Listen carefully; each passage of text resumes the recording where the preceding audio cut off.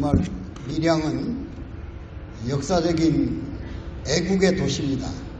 제가 알기로는 3.1운동 당시에도 밀양 시민들이 목숨을 걸고 일본에 항거했던 그런 기록들을 여기저기서 찾아볼 수 있는 겁니다. 아마 잘 아시고 계시고 지금도 이 시국에 대해서 우리 한반도의 여러 가지 문제를 아마 시민들께서는 엄청나게 걱정도 하시고 또 미래가 불안전하니까 거기에 대한 답을 얻었으면 하는 생각을 가질 겁니다. 그러나 제가 주어진 시간이 한 40분 정도 되니까 여러 가지 말씀은 못 드리고 우선 우리가 지금 선택해야 할 분단이냐 통일이냐 이 문제를 한 부분에서라도 짚고 넘어가야 되지 않겠냐 하는 생각을 들어갑니다. 우리가 지금 분단된 지가 1945년 아까 우리 국회의원님께서도 말씀하셨고 우리 도의 의장님 또 시장님도 좋은 말씀을 하셨는데 정말 해방을 전후할 때 우리 민족의 그 이상이랄까 그 고통은 형용할 수가 없었습니다. 지금 3.1운동 100년이 되는 해가 됐습니다마는 그 당시에 우리 국민이 좀 깨고 우리 지도자들이 국제정세에 밝았더라면 왜 같은 시대에 분단됐던 아니 그 식민지 생활을 했던 프랑스는 영구 독립국가가 되고 우리는 이렇게 불행하게 분단의 고통을 겪습니까? 당시에 프랑스는 런던에다 망명정부를 가지고 있었고 우리는 상해에다 망명정부를 가지고 있었습니다. 2차 대전이 끝났어요. 근데 프랑스는 프랑스를 괴롭힌 독일을 갈랐습니다.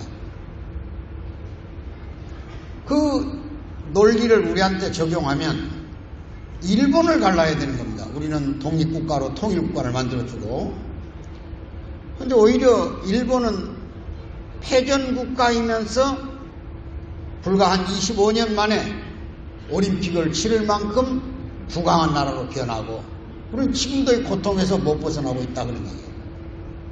그게 바로 국제사회를 인식하지 못했던 우리 지도자들 애국심은 강하고 감정은 누구보다 나라 사랑하는 마음으로 꽉 차 있었는데 이 정세 판단을 잘못했다 그런 거예요.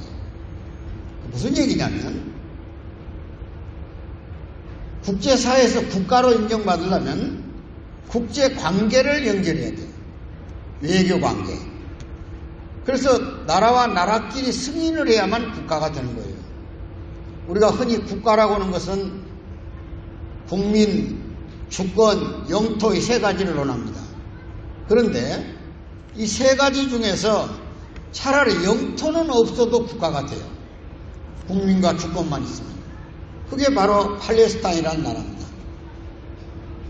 근데 우리는 엄연히 우리 국토가 있고 주권을 가진 국민이 있었음에도 불구하고 국제관계를 한 나라도 못 맺었다 그러거든요.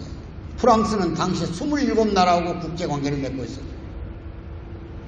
여러분 잘 알지만 프랑스도 독일 식민지인데 무슨 정기군이 있었겠어요. 레지스탕스들이 들어있어요. 우리 광복군처럼. 근데 당당히 2차 대전이 끝나고 나서 드골 정부가 프랑스 대공화국을 만들어놔요. 우리는 독립운동을 했던 상해 임시정부가 못 들어오잖아요. 김구 주석이 당당하게 내각을 거느리고 못 들어와요. 그래서 개인 자격으로 비비고 들어온 거예요. 얼마나 기가 막힌 얘기입니까? 국가를 대표한다는 임시정부의 강요들이 마음 놓고 해방된 조국에 못 들어온다 그런 얘기예요. 미 군정의 반대로. 바로 그게 국가의 자격이 없었다 그런 얘기예요. 그러니까 주인이 없는 나라를 갈라놓은 것이 분단이에요. 그걸 점령군이라고 합니다. 점령군. 북에는 소련이, 남에는 미군이 점령군이 들어왔다 그래요. 이게 불행의 씨앗이에요. 앞으로 우리 통일도 냉철한 이성을 가지고 접근해야 됩니다. 맹목적 통일 불가능합니다. 평화? 그 평화라는 것은 전쟁을 하지 않는 상태 평화는 호구입니다. 그건 2000년 전 로마의 유명한 군사전략가 클라우츠비치라는 사람이 있어요. 클라우츠비치. 그분이 이런 얘기를 했어요. 평화를 원하거든 전쟁을 준비해라 그랬습니다. 그 전략은 지금도 유효합니다. 우리 한반도에서 어쩌면 안보 없이 평화만 논하다가는 큰 코 다칩니다. 나라 또 불행해집니다. 그래서 오늘 여러분들은 사실은 좀 마음에 안보를 걱정하는 사람들의 모임, 그리고 통일은 먼 훗날 우리 젊은이들이 해도 돼요. 나라를 우선 지켜야 돼요. 이런 엄숙한 역사적 현실 앞에 있다는 걸 이해하셔야 됩니다. 여러분, 중화민국 땅에 우리 임시정부가 있었잖아요. 장개석 정부 밑에. 그런데 왜 장개석 정부도 우리나라를 국가로 인정 안 했을까요? 두 가지 이유 때문이었습니다. 하나는 미국이 승인을 안 하니까 미국 눈치본이라고 안 했고, 두 번째는 우리나라 안에 좌우가 갈라져가지고 당절하지 못하고 있다. 이게 좌냐 우냐. 좌는 소련을 지지받아가 독립운동을 하려고 했고, 우는 미국을 지지받아 통일운동을 하려고 하니까, 독립운동을 하니까 나라 안에 이미 국론이 분열돼가. 요즘 우리도 흔히 그러잖아요. 남남 갈등부터 해결하라고 그러잖아요. 통일하려고 그러잖아요. 지금도 우리도 통일의 의식이 다 남과 북이, 우리가 좌냐 우냐 진보냐 보수냐에 따라 달라져 있잖아요. 평화의 개념도 다르잖아요. 이래서 우리나라 사람들이 얼마나 걱정을 많이 했으면 좌우지간 뭐 나와야 된다 그랬잖아요. 좌우지간 뭐 나와야 된다. 이게. 나라 안에서 좌우지간 계속 싸우면 일본 놈이 다시 일어나. 그래서 소련에게 속지 말고 미국 놈 믿지 말고 일본 놈 다시 일어난다. 조선아 조심해라 그랬잖아요. 그게 해방되던 때 얘기예요.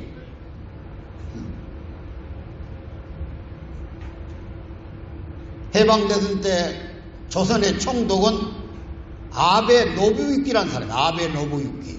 지금 일본의 아베 집안의 어른이 총독을 했다 그런 얘기야. 이 사람이 배를 타고 일본으로 돌아가면서 희생이 만연해가지고 부산항을 그리면 손을 접고 하는 소리가 남겨놓고 한 소리가 있어요. 조선은 100년간 일본으로부터 못 벗어난다고. 이미 36년 동안에 조선인들의 머리를 아주 마취시켜가지고 아주 생진들을 완전히 내선 일체 교육을 시켜놨으니 100년이 지나가도 정신 못 차릴 거라는 거예요. 아마 얼마나 유명한 말입니까? 지금 바로 아베 내각이 바로 그 사람 집안의 혈통입니다. 아베 노부유키. 지금 말하는 아베 수상. 정신 차려야 됩니다. 통일의 때가 와도 우리 것으로 통일을 못 받아들여요. 잘못하면. 그리고 1세기가 지나면 영구 분단이 될 가능성이 있어요. 문화적으로. 나라가 갈라지는 것은 여러 형태가 있습니다.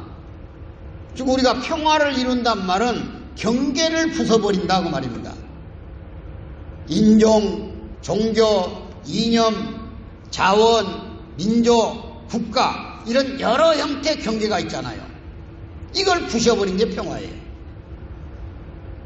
그래야 갈등이 축소되고 대립과 투쟁이 없어진다 그러네요. 대한민국을 많은 세계 사람들은 뭐라고 표현하느냐? 갈등공화국 그래요. 우리나라가 1년에 갈등 때문에 소모되는 비용이 경제학자들 계산에 의하면 적게 잡은 학자는 86조. 1년에 갈등 때문에 소모되는 비용. 많이 잡은 학자는 246조입니다. 그래서 정치인들은 흔히 말하기를 대한민국은 갈등공화국인데 1년에 300조를 소모한다고 그래요. 300조. 그럼 국가 예산이 470조인데 국가 예산의 3분의 2를 갈등 비용으로 소모해버린 거예요. 사실은. 아직도 무슨 얘기인지 잘 이해를 못 하실 겁니다. 바꿔 말하면 지금부터 5년 전에, 한 4년 전에 저 진도 앞바다 팽목항에서 수학여행 가던 여객선 하나가 침몰했어요. 그게 세월호 사건이에요. 배는 가랑지만 건지는 거예요. 아무리 오래 가도 3개월이면 해결됩니다. 세계 어느 나라든. 가랑진 배는 건지면 되는 거예요. 사고는 추정하는 거. 우리가 좀 유가족이 계시면 미안합니다만 단순하게 생각하면 수학여행 가다가 해상교통사고 난 거예요. 그 사건은. 그게 무슨 대통령이 책임이 있습니까? 근데 그 사건이 아직도 해결 안 돼 있어요. 노란 리본이 지금도 광화문에 휘날린다 이게. 가슴에 매달고 다니는 사람도 있고 차에 달고 다니는 사람 지금도 있어. 자기 부모 돌아가셔도 49일 만에 다 떼버리는데. 이게 무슨 놈의 꼴이냐 이 나라가. 천문학적 비용을 지금 들이고도 해결이 안 됐어요. 그 세월호 참사자들 집안에 세금 감면부터 시작해서 356가지 조건을 들고 나왔어요. 자식들 서울대학 보내는 것부터 시작해서 국립현충원에 안장시켜주고 의인사로 국가가 추모해달라는 거예요. 그럼 전국에 사고 난 건 다 해야지. 거기만 하면 되겠어요? 이게 바로 이데올로기화 했다, 정치화했다 이게야. 그 사건에 정치적 집단들이 개입해가지고 이걸 정치화해버렸기 때문에 해결이 안 되는 거예요. 이런 나라가 지구상에 어디 있냐 그런 얘기야. 그러나 우리가 그것을 논해서 뭐 얻을 건 없습니다만은 갈등 비용을 줄여야 됩니다. 사건 하나가 생기면 이게 정치 이데올로기가 달라붙어가지고 확대 생산하니까 답이 없다 이게 거기에 대해서. 정치인들은 이게 아닌 줄 알면서도 그쪽 사람들 민심을 잃을까 봐서 투표를 정치적으로 계산하니까 바른 말을 못해요. 이래가지고 어떻게 통일로 가느냐 이게. 정신 바짝 차려야 됩니다. 지금 기회는 통일의 기회가 가까이 왔어요. 왜 왔냐? 북한 권력이 잘 견디면 3년, 멀리 가면 5년 가요. 자, 바닥이 다 보입니다, 저 북한이. 뭐가 보이냐? 북한이 공산주의 국가지만은 북한은 특수한 공산국가입니다. 아마 세계인들은 북한을 공산국가로 안 보는 사람들이 많아요. 그래서 제가 한번 정의를 내렸어요. 북한을 뭐라고? 봉건, 왕조, 병영국가다 그렇게 했어요. 정치체제는 봉건체제고 어느 공산당 국가 안에 부자 기관에 권력을 대를 이어서 간 나라가 있습니다. 요 3대체가 있는 거예요 지금. 김정은 권력은. 뭐 스타린이가 그랬어요? 모태또에 그랬어요. 공산국가는 세습이 없어요. 그게 좀 공산국가 아니에요. 봉건 왕조 체제예요. 왕조 체제는 이씨가 있고 왕씨가 있고 그랬잖아요. 그 김씨 백두혈통이라고 그 가문이 지금 3대체고 있는 거예요. 그리고 병영국가, 군대가 없는 나라에 120만 명, 정기군만, 민방위까지 합치면 800만 군대가 있는 거예요. 인구의 3분의 1이 군사조직에 물려있어요. 그 북한에 가보면 동네 골목마다 군대들이 서 있습니다. 옆눈질도 못해요. 어디로 여행을 해요? 어디로 정치 토론을 해요? 우리나라처럼 광화문에 깃발 들고 대통령 체포하라, 뭐 구속하라, 탄핵하라, 어림도 없는 소리야. 그냥 눈빛만 이상하게 뜨고 그 다음날 안 보여요. 거기서 정치 수용소가 왜 있는 거예요? 지금도 19개 약 30만 명의 아무 조건 없이 붙들려 가가지고 한 번 들어가면 못 나오는 거예요. 북한 인권? 밥을 굶는데 그 이상 고달픈 인권이 어디 있어요? 밥 안 먹는 것처럼 더 큰 고통이 있겠냐고요. 밥 굶는 것처럼. 저것부터 해결하고 와서 얘기해라 이게야. 김정희도. 적어도 양심 있는 지도자 같으면 천안함 사태, 연평도 폭격에 대해서 남쪽에게 가한 피해에 대해서 미안한 줄이라도 알아야지. 우리가 정신 바짝 차려야 돼. 바른 소리를 해야 되는 거야. 왜 우리가 그 정권에 끌려다닐 이유가 있습니까? 시간은 우리한테 유리한 거이면은 가만히 있어도 붕괴되는 게 저 정권은. 왜? 배급 시스템이 망가져버렸다 그런 얘기예요. 배급. 공산주의는 배급제도 아니요. 근데 배급을 못 줘요. 지금 20% 정도 배급 기능이 작동해요. 그러면 2,500만 가운데서 한 500만 정도 평양 시민하고 저 군대들하고 또 특수한 직위에 있는 사람들만 배급이 나갑니다. 나머지는 전부 장마당 경제예요. 자기가 알아서 해결을. 옛날 우리 어릴 때 돈 한 푼이라도 만들려면 어머니가 장에 가가지고 열무를 팔든 고추를 팔든 마늘을 팔든 해야만 돈을 만져서 학비를 갖다주는 우리 어린 시대가 있었잖아요. 똑같은 거예요. 장마당 경제. 그래서 북한은 지금 노동당이 정권 잡고 있는데 노동당보다 더 큰 당이 하나 나왔다 이게. 그게 장마당이야. 장마당.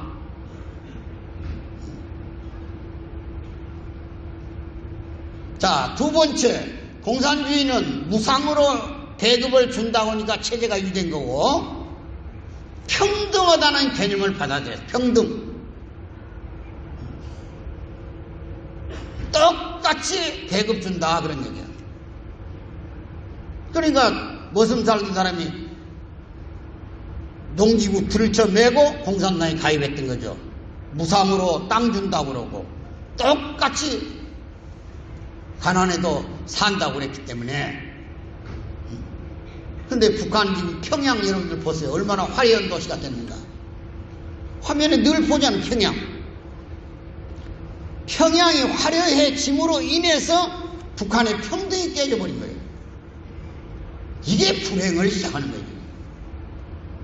똑같지만 가난하면 불평이 없어요. 사람은. 공자님이 그렇게 얘기했어요. 백성은 가난을 탓하는 것이 아니라 차이를 탓한다고. 지금 대한민국 사회도 가장 심각한 게 뭐예요? 부가 편중됐다는 게. 인구 5%의 손에 대한민국의 부의 95%가 들어가 있다 그런 얘기예요. 그러니까 지금 성질나는 거예요. 부당한 방법으로 부를 축적해가지고. 근데 하물며 북한처럼 평등하게 산다고 해놓고는 평양은 거대한 도시로 변모되어 있고 지방은 더 왜소해져 버렸다. 차이가 나기 시작했어요. 그래서 북한에서 불평등이 3개 생겼어요. 하나가 지역 불평등, 두 번째가 분배 불평등. 평양 사람만 배급 탐고 나머지는 안 주고 장마당에다 맡겨버렸기 때문에 불평등. 세 번째가 건강 불평등입니다. 전국 규모의 북한 땅에도 보건소 같은 게 있어요. 의료원이라고. 근데 의료원의 의사가 파견을 안 가요. 봉급을 안 주는데 왜 가겠어 거기를. 차라리 산등성에 가서 둥글레 착해다 끓여 먹는 게 낫지. 약이 지원 안 돼요. 의료기기가 하나도 안 나가요. 그러니까 환자가 와서 보건소에 와가지고 문 두들기면서 치료 좀 해주시오 그러면 담당관이 있다가 장마당에 가서 주사기 사오고 약 사오고 페니실린 사오라고 그래요. 그런 체제니까 완전히 해충공화국이 되고, 해충공화국, 폐결핵공화국. 지난번 판문점에서 병사 하나가 탈출해가지고 총을 26방 맞고 기어나온 애가 하나 있어. 성창문가 23살짜리 판문점 근무하는 북한군이 인민군. 근데 아주대학의 그 이종국 교수가, 이국종 교수가 수술했어요. 그 사람이 옛날에 아덴만의 그 석현장 선장을 수술해가지고 살려냈잖아요. 그러니까 유명한 외과 의사라서. 근데 한참 기자들이 와가지고 죽냐 사냐는 총을 26방이나 맞았으니 살아나겠어요? 초조하게 기다리고 있는데 갑자기 핀센트에다가 해충 한 마리를 끌고 나왔다 이거. 그리고 기자들한테 이렇게 얘기합니다. 그 해충의 길이가 23cm야. 이게 뱃속에 와가라가라 한다는 거야. 몇십만 마리가 들어, 몇천 마리가 들어있더래. 몇천 마리가. 그러니 이 해충을 잡아내다가 생명 유도관데 그냥 해충을 남겨놓고 수술을 해야 할 것 같다. 이게 판문점에 북한에서 최고의 대우를 받는 자리입니다. 그 자리가. 군인들로서는. 근데 거기 병사의 뱃속에 해충이 수천 마리가 들어있어. 지금 북한군은 남쪽 군대보다 키가 13cm 적습니다. 평균으로. 13cm 나야 원래 안 컸지만은 이상하게 생각할 거 없어요. 그 다음에 무게는 16kg 차이가 나는 거예요. 16kg. 대한민국의 군인들은 지금 너무 잘 먹어가지고 너무 편해가지고 다이어트니라고 정신없어. 북한군은 옷이 따로 놀고 모자가 따로 노는 거야. 가보세요 한번. 완전히 망가진 사회입니다. 결핵환자가 세계보건기구에 의하면 542만 명이야. 인구의 4분의 1, 5분의 1이 결핵환자입니다. 근데 비공식적으로는 그 2배라는 거야. 그러면 인구 2,500만 가운데서 1,000만 명이 결핵환자라면 건강이 망가져버렸다 이거야. 북한에는 지금 현재 아까 얘기했죠. 지역 불평등, 평양과 지방 간의 격차, 그 다음에 배급을 평양만 주고 안 주니까 분배 불평등, 결국 건강 불평등으로 마지막 길에 서 있다. 2016년에 경제가 3.9% 한번 성장했어요. 천리마 운동을 말리마 운동한다고 해가지고 유엔 제재가 가속됐죠. 미국, 한국 등이 제재 가했죠. 일본, EU가. 그래서 북한에 자원이 전혀 안 들어가요. 물자가 안 들어가요. 그러니까 경제가 순환할 수 없잖아요. 그래서 작년에 3.5% 마이너스 성장, 재작년에 2018년 작년에 약 지금 아직 통계는 안 나왔는데 7월달 통계 4.7%예요.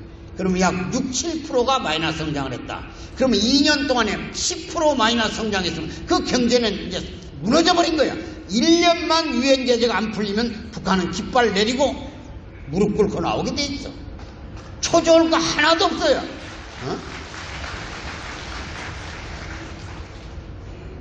그래서 지금 북한의 핵이 우리가 무섭다고 핵보다 더 무서운 것이 하나 북한에 나타났다 이게. 그게 뭘까요? 폐결핵. 노동당보다 더 무서운 게 장마당. 북한의 핵보다 더 무서운 게 폐결핵이다 그러는 거예요. 지금 어제 그제 내가 탈북자 하나 만나봤더니 북한에서 결혼할 때 사돈끼리 귀에다 대고 한 얘기가 있답니다. 혹시 남조선으로 탈북한 형제가 있냐고 물어본다는 거예요. 남쪽으로 도망간 사람이 있냐고 집안에. 왜? 탈북자 가족이 최고의 대우를 받으니까. 여기서 탈북해가지고 돈 벌어서 송금하잖아. 송금. 자, 달러 1불이 잘 들으세요. 달러 1불이 북한 돈 105원입니다. 공식 환율이 105원. 우리는 1불이 1200원 그러잖아요. 북한 돈 105원이 달러 1불이야. 교환할 때. 그런데 실제로 시장에서 거래는 7,000원 내지 8,000원 됩니다. 북한 돈으로. 북한 사람들 평균 임금이 2,500원에 3,000원이야. 달러 1불을 벌려면 노동자가 3개월간 노동을 해야만 임금을 받아야만 되는 거예요. 근데 그 7,000원, 8,000원은 달러를 국영상, 국가가 관리하는 상점에서 현금으로 교환해주거나 물건을 판다 이게 그 돈을 받고, 달러를 받고, 달러가 얼마나 귀해졌으면 그 체제가 얼마 가겠냐 그런 얘기야. 고난의 행군이 다시 시작된 거예요. 바꿔 말하면 통일이 눈앞에 와 있다 그런 얘기입니다. 제 얘기는 준비하자는 거예요. 우리 마음을 이제 못 얻어서 통일 시대를 열어가자 이게요. 저절로 찾아와요. 내비둬도. 지금 북한 사람들 미사일 같은 거 발사하고 핵실험하면 그 평양 시내 와서 꽃사슬 들고 와 하는 거 봤죠? 그 행사 끝나자마자 집에 들어가면 이불 둘러쓰고 남쪽 드라마 보고 있습니다. 이중마음을 갖기 시작했다. 대한민국의 드라마 여기서 아직 연속곡 덜 나가면 거기서 보고 있는 거예요. 중국에 가서 재편집해가지고 CD 한 장에 우리 돈으로 3만 원에 팔리는 거야. 북한 사람들 1년 벌어서 CD 한 장 남쪽 드라마 보려고. 제일 많이 본 드라마가 정도전입니다. 정도전은 애정 드라마가 아닙니다. 조선조 건국시대에 권력을 분권, 민권화하자고는 소위 민본주의 사상을 제창했던 정도전의 정치 철학이에요. 그것을 드라마해 놓은 거야. 근데 북한 사람 왜 그 드라마를 그렇게 많이 보고 있을까요? 백두혈통 체제를 끝내라는 거야. 정상적인 사람들이 북한에도 있어요.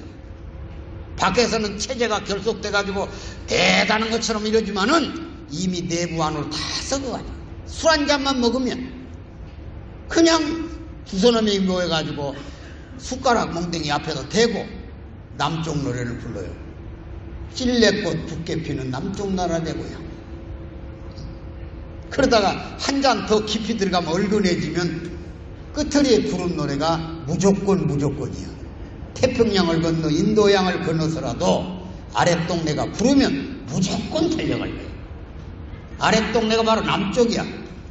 이걸 아랫동네 노래를 그리워하는 거예요. 우리가 이제 북한을 해방시켜 주기 위해서도 통일에 앞장서야 돼요. 오늘 안보가 있는 통일, 이제는 우리가 이만큼 살게 된 북한을 도와줄 만한 마음도 가져야 돼요. 그래서 북한을 바르게 보자는 거예요. 어떻게? 권력과 인민을 분리하자는 거야.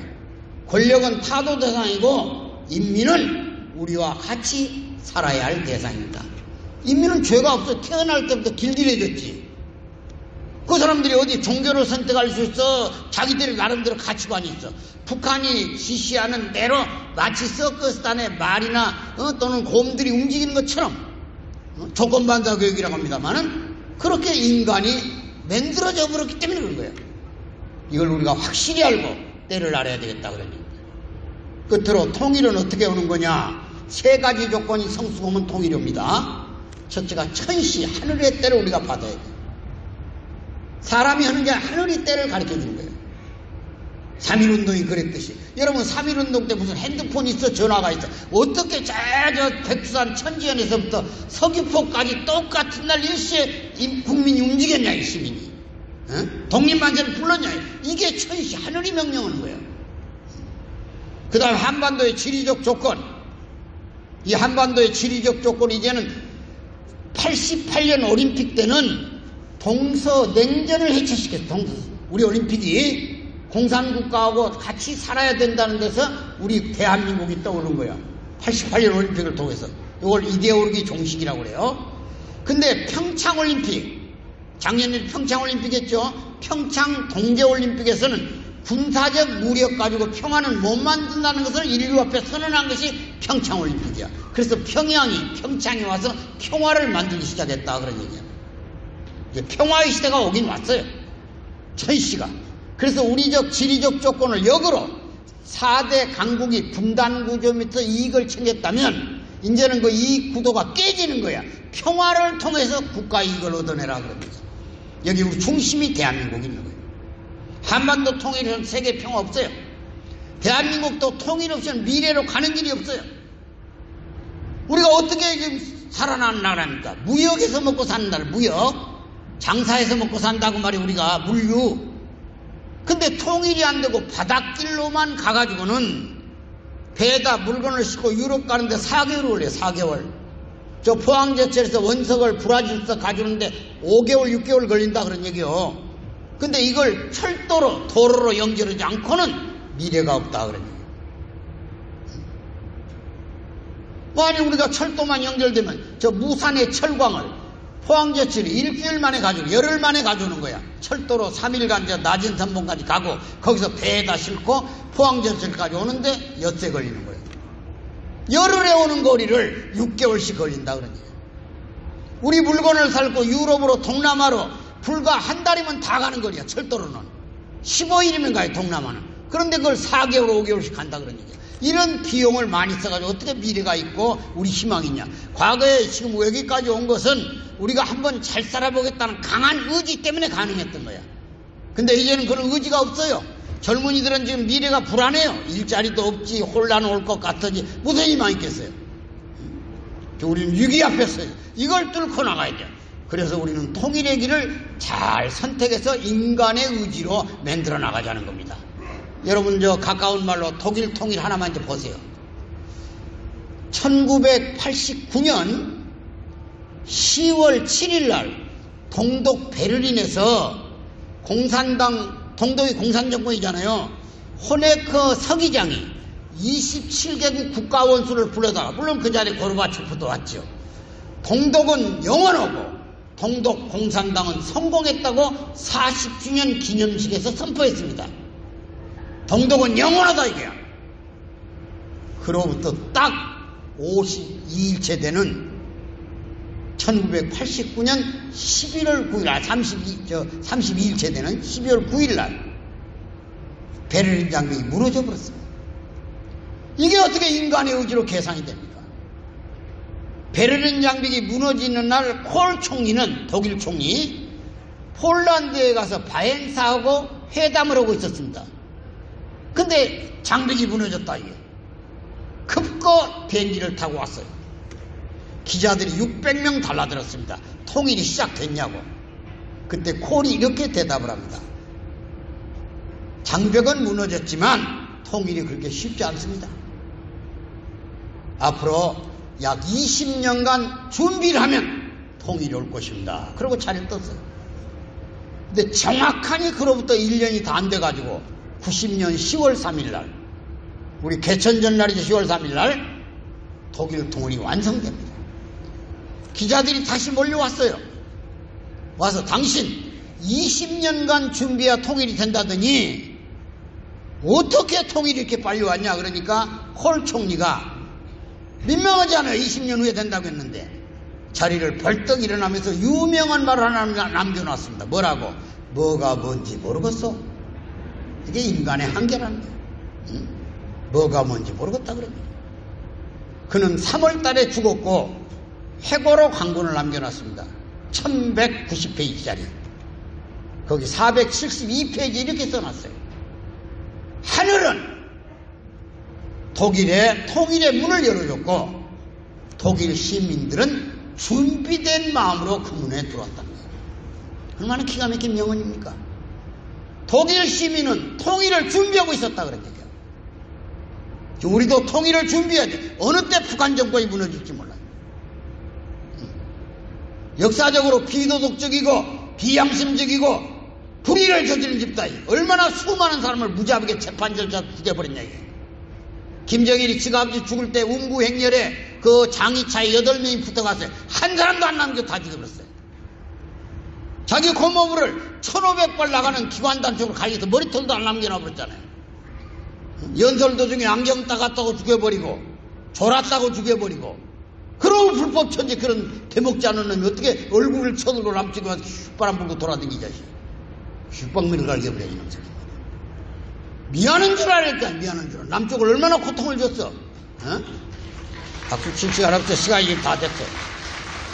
그리고 우리가 평안을 원하 만들어야 되고 통일을 지향하되 사람 노릇은 하도록 만들어줘야지.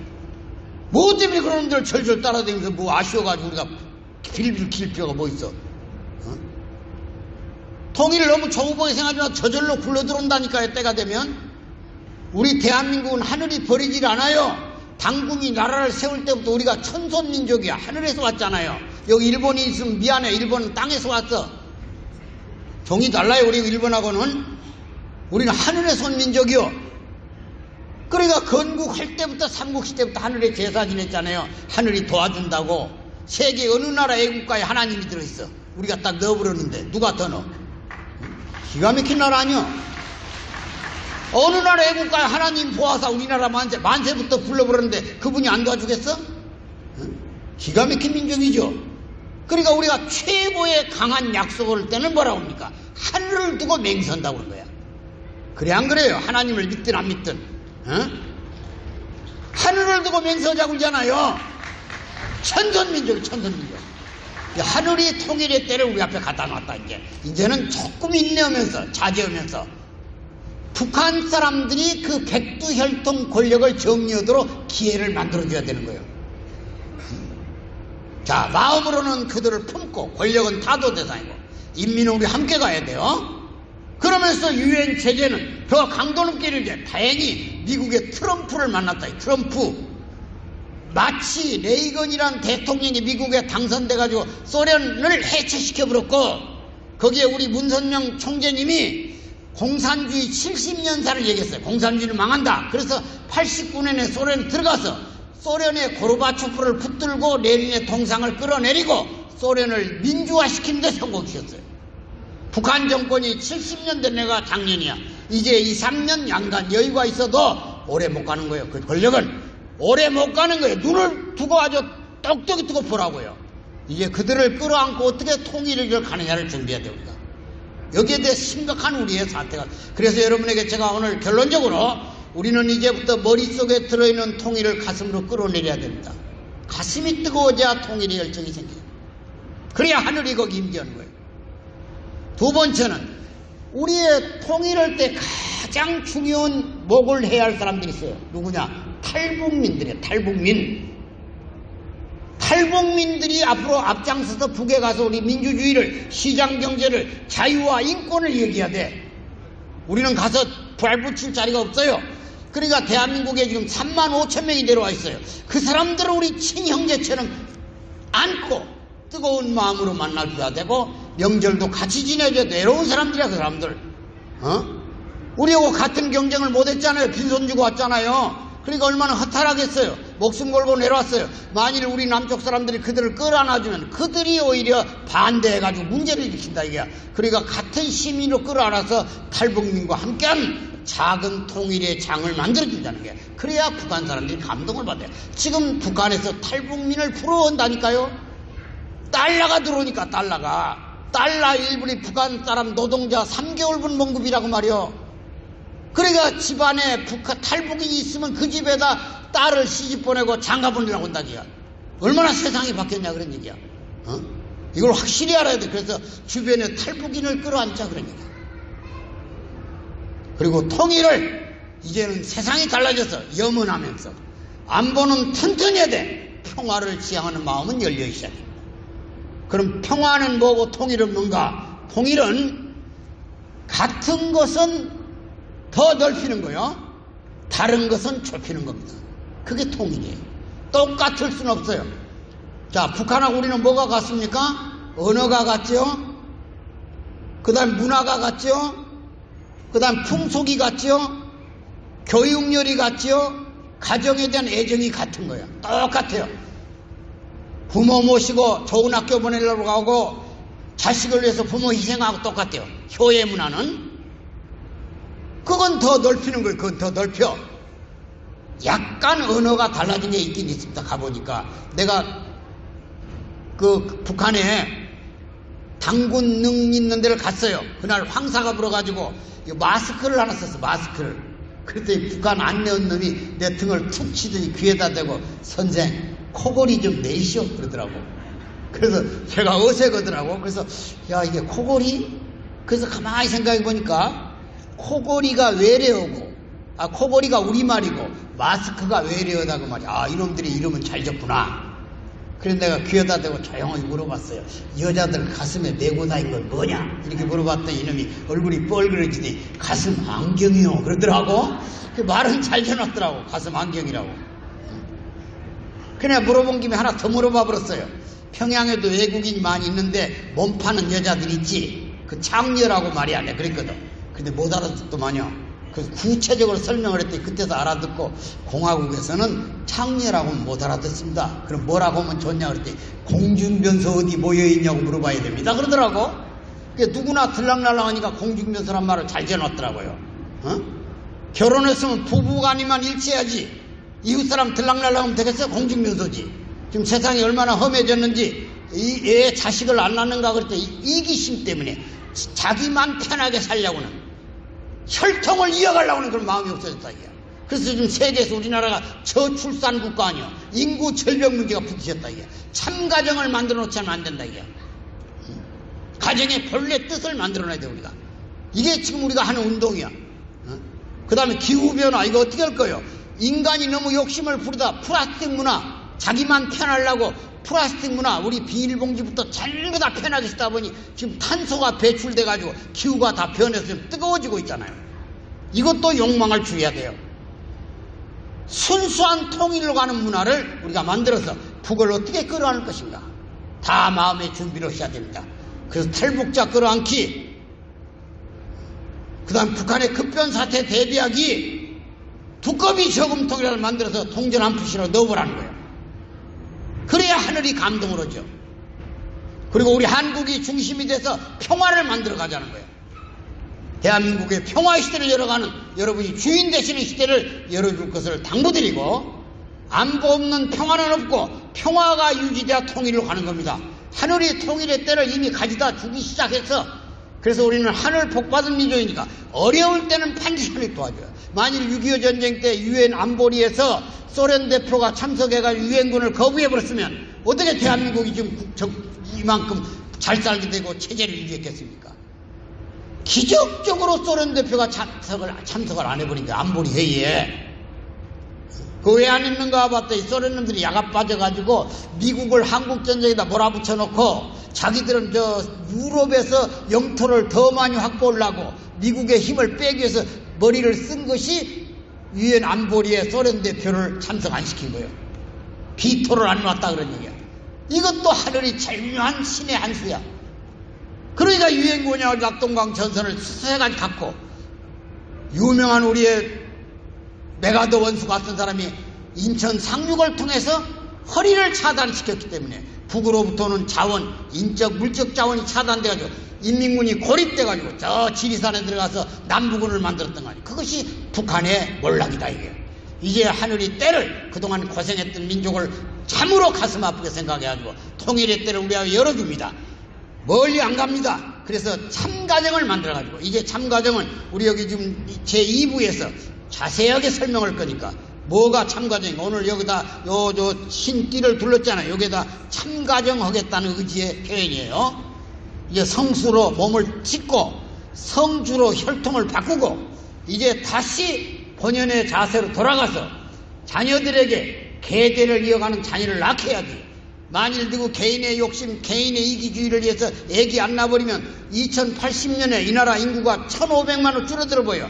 누가 제품을 만들어낼 것이며 누가 농사를 질 것이며 큰일 나는 거예요. 그래서 본래 인간이 조직, 도덕적 인간, 윤리적 인간. 더군다나 요즘 얼마나 심각합니까? 성소수주자들 남자끼리 결혼하고 여자끼리 결혼하겠다는 거야. 거기서 자녀가 나와? 그걸 법으로 만들어 놓으라는 거야 이놈 자식들이. 날마다 광문에 데모해. 천지창조의 도전이야. 질서의 도전이고. 천지창조는 애초부터 음양으로 지었어요. 음양으로. 양음. 그러니까 동물도 수컷 암컷, 식물은 수술 암술, 저 전기불도 플러스 마이너스가 부딪혀야 들어오는 거야. 이게 하물며 그런데 플러스끼리 마이너스끼리 뭐 K, 레치비안 이런 이 되먹지 않는 풍토가 어디냐 그런 얘기야 세상에. 이게 가정 파괴지. 어? 거기다 하물며 지금 뭐가 나왔냐? 젠다풀이란 게 나와. 젠다풀이. 자기가 가지는 성은 지 것이니까 부모도 간섭 못한다. 내 맘대로 휘둘러도 된다 그런 얘기야. 가정이 존재하고서 그래가지고 어? 천지창조 질서의 파괴야. 모든 종교가 일어나서 그 운동에 대해서 일어나야 돼. 하나님을 믿는 모든 종교, 부처님을 믿는 종교는 천지 질서가 깨지면 우리는 못 사는 거야. 지구촌의 멸망이다 이게. 그러니까 여기서 참가정, 행복한 가정, 행복한 사회, 세계 평화의 기본이 가정에서부터 일어나야 된다는 논리가 귀착되는 거고 성립되는 거예요. 여러분 오늘 참으로 잘 오셨습니다. 밀양에서부터 이 운동이 확산돼가지고 대한민국 전체 새로운 가정을 이루는 희망의 시대를 열어가야 될 책임이 있기 때문에 여기 끝에다 희망전진대 그런 거예요. 맞죠? 예, 오늘 잘 오셨습니다. 감사합니다. 예. 유명한 시 스런 서문이 큰 박수로 감사합니다.